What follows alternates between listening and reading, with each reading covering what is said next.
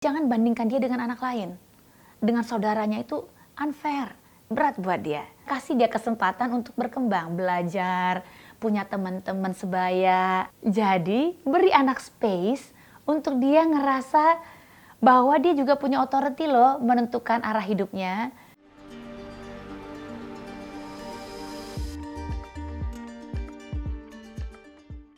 Anak, buah cinta yang sangat bernilai dalam hidup kita.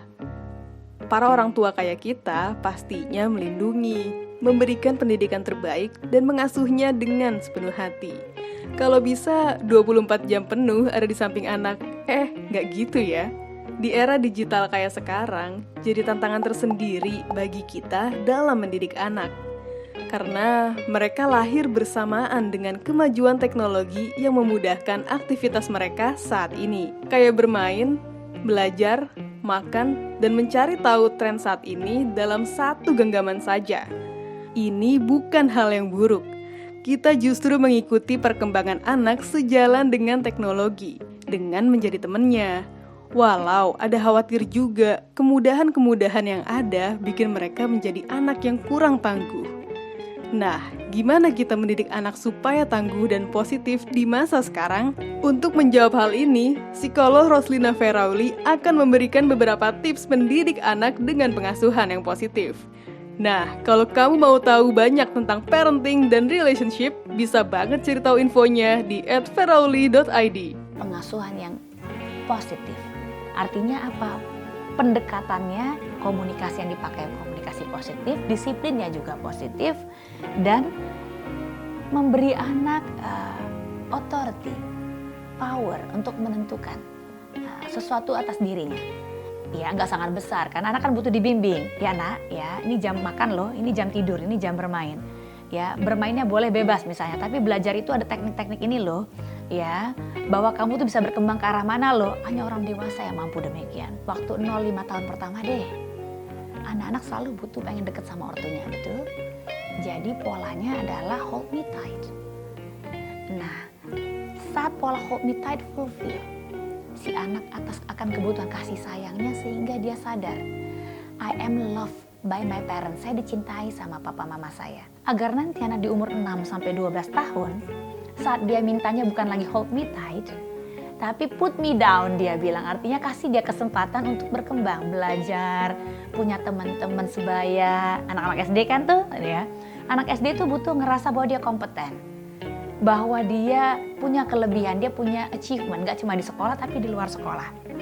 Nah, anak-anak yang tadi cukup kasih sayang akan tahu bahwa dia penting. Itu sebab mereka akan mampu menentukan, mengelola dirinya, mengatur dirinya agar melakukan aksi-aksi yang juga sesuai dengan tuntutan lingkungan, yakni belajar, punya achievement, ngerasa kompeten. Nanti di umur 12 tahun ke atas, saat remaja nih, nah ini butuh diingat. Polanya udah let me go. Jadi beri anak space untuk dia ngerasa bahwa dia juga punya authority loh menentukan arah hidupnya, untuk mengembangkan dirinya sesuai minat hobi, bukan minat hobi papa mamahnya. Kita kasih kesempatan anak untuk kesana nggak? Jadi step by stepnya di situ.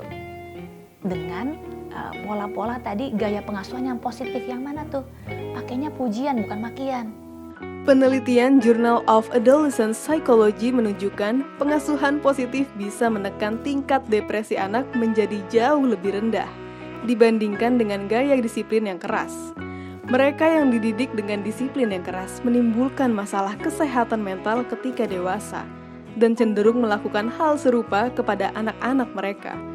Artinya, pengasuhan positif ini bisa mempengaruhi beberapa generasi.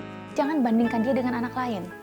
Dengan saudaranya itu unfair, berat buat dia. Ya, bandingkan dia dengan dirinya yang kemarin. Kemarin kamu oke nak gitu. Kok hari ini lagi kurang? Nah kan itu sebetulnya masukan buat anak. Oh yang kemarin oke toh gitu. Jadi dia pernah oke. Puji ketika dia mampu. Tapi jangan pujiannya terus diberikan sampai anak akhirnya lemah dipuji melulu. Kasih kesempatan anak untuk mencoba. Jadi dia ngerasa kompeten. Jadi, positive parenting gak hanya menggunakan komunikasi yang positif aja, tapi disertai dengan empati, kedekatan, kesempatan anak untuk berbuat salah dan belajar. Juga perlu dikritik secara membangun, supaya bisa mengkoreksi diri dan jadi lebih baik. Tapi bukan membandingkan ya. Nah, kita juga turut aktif mengikuti perkembangan digital supaya bisa membimbing anak dengan asyik.